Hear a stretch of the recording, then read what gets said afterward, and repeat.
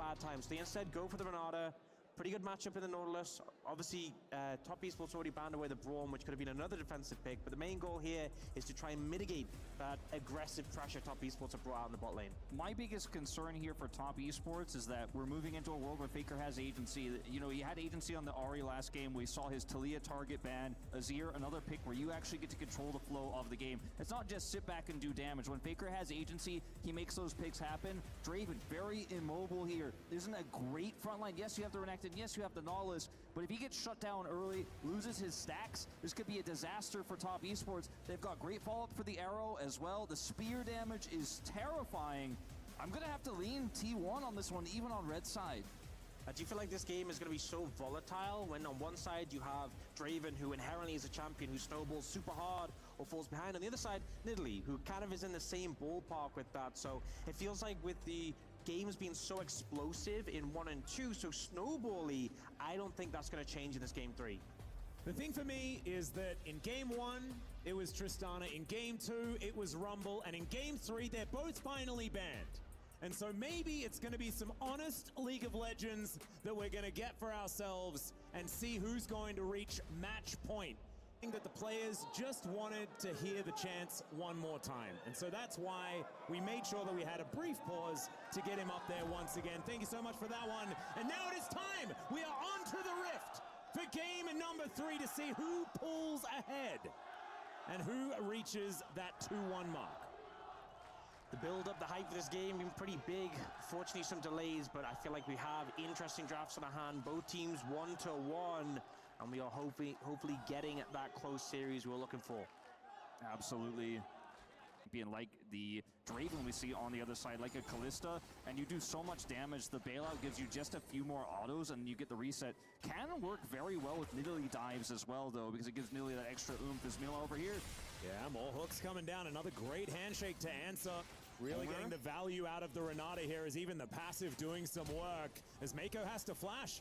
The Frost Shot, I mean, in these extended trades, the Ashe value is so high if you can win. There's now Cream possibly in trouble, unless Owner is in trouble, because Tien's moving up. There's the flash. And then Nidalee has to slink away, as 369 not going to be in turret range. Zeus almost in kill range, but he is going to be all right as he does get himself out of there. No flash for the Renekton meant that he was a little bit safer. Side here. Owner fishing for a little bit of harass, trying to take some camps away, relatively unsuccessful here. Did have to flash, as you mentioned, but he does not want to give the Zyra any space. Yeah, Spear going to connect there in the grasping roots, not doing a whole lot. Flash has to be used. And thankfully, the Spear is going to miss, as Tien not going to get followed over that wall. As Faker and Cream, we haven't really checked in on this mid lane, but so far it's looking pretty even. Now Owner is the one looking to apply some pressure bot. And you're making this an unfair fight in the bottom lane. Mako here can deter a lot of dives because he is Nautilus, but, I mean, bailout's pretty strong. There are 3 towards this bottom side, but Mako is going to catch the wall. Gumayusi still has to flash to get himself out of the way, and Mako will survive for the moment. Owner slinking away, and T1 once again thwarted in this aggression. Don't have the same execute potential. You already mentioned this, Wolf, in the fact that, you know, Kalista has an execute, Draven has an execute. It's why you see them paired up alongside the Renata, just because you can guarantee bailouts a little bit easier. But Gumayusi, he does have the battle summoner advantage. The barrier gets to be taken, cleanse into Ashe is almost a necessity. And so T1 should be able to get these winning trades towards that bottom side. They're also going to be able to trade the Dragon for some grubs. 3 grubs going over to Top Esports is certainly a good thing, though, especially with this Renekton winning side lanes. And he might be winning even more. Zeus, a very quick flash, going to have to be invested here. Down here on the bottom side, continue to put this pressure on. Should be able to secure a plate here on the next wave. Won't be this one here for the side of T1. We'll see if they decide to back with this cannon wave here. I do not think so. Gonna try to get that extra advantage. They got the Dragon bottom side here. We have Infernal and Cloud, so not necessarily sure what we're gonna see in terms of Soul here, but a good start for T1 considering this is not a split pushing competition for Top Esports. Zeus in a little bit of danger. That's gonna be a punish as the all-out does come on through, but Owner is in position, does manage to land that spear, sneaks it past Tien and connects onto 369, but that means that they are going to back away. And this wave state is still in a little bit of a rough spot. 369 looking to actually push that one out, so not going to be frozen on Zeus just yet. Yeah, ended up in a really unfortunate position there, Zeus, because obviously he got away from the gank, but the wave state was still bad, so Tien hung about, but I think played that as well as he could to disengage from the situation. See some heavy trading in the mid lane, but Not too sure much is going to come from it. That's what we've been seeing with this Azir Corki matchup these days. There's the Flash Emperor's Divide, though the spear's going to connect, and first blood goes to Owner in a blink of an eye. Not necessarily the CC setup for a spear that you normally think of, but when it's timed this well from Owner, you certainly can line those up. Owner looking for even more here as T1 thought that he could come on over and collect his Raptor camp. Not going to happen as Owner is really starting to put the screws in, and this is good Nidalee play when you can put this level of pressure on. And you see like just how the map is playing out, the aggression from T1. Mid lane gets advantage, which is fantastic, so Owner can push in the jungle. Bot lane has been pushing constantly. Top lane, you're happy to sacrifice that one to get favor elsewhere. They'll steal away the red, Owner can jump away. And again, they're just trying to set this Zyra behind as much as possible. And here, Faker with a fantastic read on Cream, just the instantaneous ult, and you see Cream try to Valkyrie. He had to flash in that situation, but just got caught off guard. Yeah. Here towards the bottom side, Kamiushi with his turret, and JackeyLove not going to go for anything overly aggressive, as now the Grubs are going to get started. Owner wants to be able to grab at least the first one, does do that. Could be 5-1. Should be pretty powerful here for top esports, especially with that top side control. Speaking of which, 369 and Zeus fighting at the top of your screen right there. To top esports maybe from the untrained eye because of this Renekton advantage, but it's still really on a nice edge. This first fight win is going to be what starts it all off. I think both teams have been kind of pushing their advantage, finding areas to get a little gold lead, but we haven't had the big explosive fight yet, and it feels like they're both very tentative approaching this. They know how snowball the games have been, they know how volatile the compositions are, so they're prodding and poking, trying to find opportunities. Top Esports going to move over the Herald here and start it up, and maybe T1 see this as their chance to start a fight. Grez TP as he pushes this side lane too, so you can get the turret and still join the fight. With the timing window. Zeus moving on in here. You can see Arrow at the ready for Gumayushi if they do want to start a fight, but they want to land one of these spears first. Start to connect some of the poke. As 369 moving on in. Cream's there towards the bottom side of the map as well. And he can stop Faker from teleporting over. There is the Rift Tail being picked up by T1 as the Arrow is going to barely miss onto top esports. And they'll make it out just fine. Emperor's Divide was used here on this bottom side as Faker is going to use the buffed up Honeyfruit to speed his way out. Oh, the Whirling Death comes in as 369 still chasing. JackeyLove is punished though! And Owner's just going to execute him. I was watching the picture-in-picture and he just pops. Oh, it's such bad news for top esports, and now they're going to get punished again. Two members underneath this tower. Remember, T1 has no flash. Oh, hostile takeover comes on through, and that's going to be an easy pick up. T1, the one in trouble. And Zeus able to tank up that turret so comfortably. They can reset as Cream. He comes in. That's going to mean that Mako at least survives as 369 still trying to find some value here. There's the flash from Gumayushi. And he gets himself out, but that flash, a big cooldown. Next time 369 goes for this, Gumayushi should be dead. And now T1 still get the turret bottom side. Faker doesn't teleport here, and JackeyLove just has no vision. He's so focused on trying to set something up for 369 bottom lane with his ultimate that he's not able to actually see what's coming here. They get the follow-up play here top side as well. And it's just a huge win here for the side of T1. And been a great way to start the fight. We have a 3-0 Nidalee. That spear connects on the back end of an arrow. Someone is going down. See whether Gumayushi's going to be able to line this one up as the Rift Herald should be able to get a charge here, and it does, but not going to be able to take down the turret or anything like that, as Control Ward here in this brush means that Faker is going to be okay in the Shuriman battle carrier. Stunned up for the moment, will lose 50% of his health bar as Gumayushi takes his opportunity to enter the mid lane, start trying to clear this out as best he can.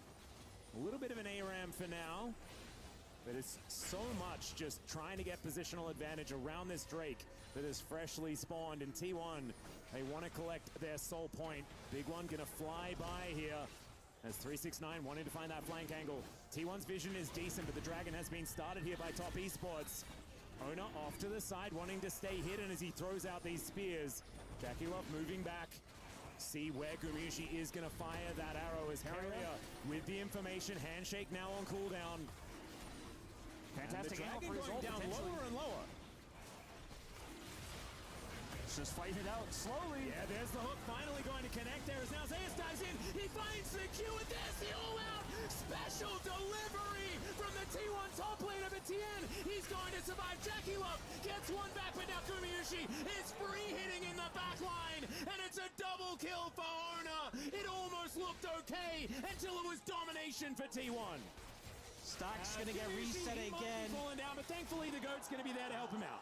Yeah, not able to take him down. I mean, the stacks have been reset before, will be reset once again, and just the approach from T1 working so well. The Dragon gets denied, but I don't think they mind at all. And Carrier in that fight on the flank angle with the Renata. The Renekton is constantly trying to push, but can't push through the handshake. So 369 is essentially out of this fight. He's not threatening anybody. And the front line here is Zeus. He goes down to half health, but look at this angle for Carrier. So easy to follow up. No one can peel when Sion gets hit by the arrow. And it's a one fight for T1. Instantly as 369 tries to ult and cut through. Great positioning from T1. And they don't even need Faker's ult to win this fight. And then Jackie Love hoping he can cash in, knowing it's probably doomed. But he's not winning the true 1v1 because Faker's there. Down go his stacks. And T1 with a 2,000 gold lead now. And we said the win was out of Jackie Love's sails before. It's even worse now. Great. Top Esports now looking for their second Chemtech Drake. They were able to take the last one. And now a teleport is coming in. T1, they want to get themselves towards Soul Point as the spear almost does it, but it's going to be the secure hook. He's going to connect onto Carrier, but the hostile takeover comes in. The flash gets him out of there, and now it's T1 able to turn it. The flash from Ona almost gets on top of Jackie Love, and it's Faker that finishes the job. Double knockup, but it doesn't matter. T1 crush another team fight. An absolute greedy fight from T1. No Emperor's Divide, not in position, but they commit the TP anyways, knowing that in this game state with the champs they've got and this Renata, they should be able to win the fight if they play it just right. Faker sitting on 2.5 items, so much damage, and this is post-Baron, so they're able to win the fight on Dragon, albeit they lose it, and then go straight to the Purple Worm.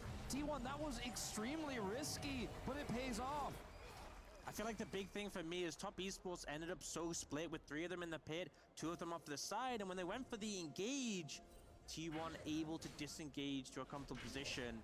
And then I feel like the chase down potential is just so severe. You see T1 all sort of back off this angle. Carrier gets a great ult that kind of halts the fight. We see Ona nearly one-shotting Jackie Love, but as soon as you start moving up with the slow, and you know, they're just getting another kill off the back of this. Momentum. I'll do the play-by-play for that one. Mako died. Yeah, sorry, continue. Thank you for your assessment. Yeah, I mean, T1 just really using their advantage so well here, and it's so hard to escape once you start getting connected by things like this, slows from the Ashe, the Azir, and the Nidalee have so much chase potential as well with their mobility. Once Top Esports start losing the fight, it just goes south very quickly. And Jackie Love, if he was big, if he was fed, if he had a cash in, maybe he could go toe-to-toe with the front line, but you could see his damage numbers are so incredibly low. He's just so low range, and there's so much engage, there's so much poke as well. And even without Emperor's Divide, you just can't get close enough. It's really the Zyra that's doing all the damage in these team fights, as even 369 can't close the gap. Sundis turret to protect. They've got control wards here. There's no flank angle for 369, and the siege is on. T1 cross their T's, dot their I's, make sure there's no angle for the Croc, and just siege this up. The Baron working a treat. 3,600 gold picked up here already. Yeah, this is a big power play for T1 as they are pushing both mid and bottom lane. It might be just this turret falling down as Hex Flash there from Mako just to try and put some fear into T1, but I don't think it's going to stop this tower from being removed. There it goes. Arrow is going to sail by, though, as the Grasping Roots also not finding the mark. Top Esports just losing ground because you can see Zeus, he's able to get some personal time with this inhibitor turret, and that's going to go down exceptionally low. Look at this poke damage as well. As these spears land, like Tien just has to go back to base. Yeah, the poke's brutal. They try and get a play on a Faker, and he just dashes away, makes sure not to knock anyone else up with the ult from Mako, and then, you know, you've lost one of your only real major engage tool, and T1 can just go back to harassing, pushing, and applying the pressure. Also have red buffs in pocket, so any poke on them does get healed up, and Mako nearly goes down there. This is just brutal. If anything lands, you know, and it's not on the 369, people are losing half their health bars, you know, guaranteed with this comp. Baker has Emperor's Divide too, so it's a big deterrent for any sort of hard engage to come through from Tian if you want to try to flash ult, for example. The spacing is good from T1, but he's got his ult. They have Zeus as a front line here. They have the Renata ultimate, so oppressive is the composition here of T1. GA brought third here for Guma. Is already doing so much damage in this game. You're going to have to kill him twice if you could do it once. And it was a decent Baron power play here, as T1 have moved over that of a 10,000 gold lead here at 27 minutes. Punish from T1. He might get punished again. Yep, handshake. Not quite going to find the mark as the arrow sidestepped really nicely there by Mako. I don't think he could have played that any better to get himself out of the way. And even holds on to the flash. And I think the only thing that could really come close to costing T1 this game is if they overcommit into like a big Stranglethorns. He's going to come on through there as it's Carrier that's possibly caught out, but he just kills Mako. He's going to be going down. Yep. And the that's cash Jackie Love getting a cash in the end. That's pretty cool. That's a little bit of extra money going over to the Draven, but he didn't have all that many stacks. Yeah, he is limited. Now he does still have teleport. Well, there's no flanks for him just now as Mako, again, trying to clear some vision. T1, quick to punish. Yep. There's the flash as Faker does have his flash available. There was a dredge line there though, so not going to invest the flash, but oh no, as soon as the volley lands, the handshake definitely lands, and he's not able to get himself out. Mako dead once again. Yeah, I love how they... Zayas looking. There's the all out as Owner is going to dive on forward. 1 versus 3 theoretically here for Zayas as the arrow is going to sail by. Looked fantastic. Emperor's Divide does nothing. Does it matter? I'm not entirely sure because Faker's still going to be able to kill Tien off the back end of it. And now T1 with such gigantic wallets are looking to move towards Nexus turrets now and reach match point here at EWC. Oh man, even that hostile takeover, Jackie Love doing a lot of damage to 369 as Cream able to throw some rockets in, and T1 are looking a little worse for wear. So they'll take an inhibitor turret on their way out, and the game is not over just yet. TP flank coming in. Another possible chance for a flank here for 369. Does he manage to get on top of Gumayushi? That's the question. The flash has to come through. He still had the GA. The Sterix comes down. Zayas is dead. And there it is. He manages to get rid of him. And a quadra kill for 369. Finally, the Croc gets what he's looking for. Finally, he's got the flank ward. Finally, he gets to use the teleport, and the Croc is unlocked. He gets in, gets 4 kills here, cleans up T1 with a game state. It's going to feel nice to show up some of that gold deficit. You might be able to get a Baron out of this one. It's going to be pretty easy with everyone dead on the side of T1. You've got enough damage here. There's no punish, but you still are 3 inhibitors down. The question becomes now, how much can you get done with this Baron? Bounties available here, but you have to push through double super minions in all these lanes. But if you can get and crack that gold out of these outers, there is so much standing money here on the map for top esports. If there was going to be a comeback, it starts with a play like this. 369 finally getting it done. It was massive there, and now, you know, they have the bot inhib respawning, they have Baron buff which can help them defend, so they have time, which they did not have before. But here, T1 overstaying a fair bit on low health bars, and 369 goes in, great target selection onto Faker, who gets the Renata ult, the Renata W. He immediately jumps on a Guma, finishes him, finishes Faker again, finishes Guma again, and then dashes out for the cleanup. I mean, just flawless play, and you don't often see like it when you're this far behind in a game and you're playing Renekton. If he lands another one of them, Tien's just dead. Yeah, now they can move towards the Baron where the vision really is lacking for top esports. If you have to face check into this poke, it's going to be brutal, but you can't just give it over for free. And Zyra is happy to just press the button. 369's caught! 369's going to get caught out of position. He flashes towards Carrier, but he just keeps him at arm's length. And the Crocodile will be taken down to his GA. And now Top Esports desperate to find some sort of retaliation. But there's even an arrow there to be thrown towards him. He's dead too fast for it to actually land. And now Super Minions are in the base of Top Esports. And T1 should be able to at least collect a Baron and then wander down the top lane. Finally, they catch the Croc. You know, the Croc caught them last time, picks up a Quadra, but this time he's on the edge. He's trying to find the flank angle. They predict it. They cleared so much of that vision there for Top Esports. They knew the angle he was trying to take, and then they find him, kill him twice, and that's the end of the game. Handshake comes in here from Carrier as Cream not going to get hit by the hostile takeover. And so will keep himself alive. The flash is now down. All the inhibitors going to be down. There is one Nexus turret left available. And T1 should be able to get rid of that one as well. There's a knockoff from Jacula, but he cleanses and flashes, gets himself out of the way. Still Zayas gets on top of the Draven, and the Nexus will just explode. T1, match point here at EWC. Had to be patient with it, but they managed to close it out. Even 369's Quadra wasn't enough to stop their win. And now it is time, ladies and gentlemen, for us to go to a short break. When we get back, the studio is going to break it down, and then we'll have match point for T1. See whether it's going to be 5 games.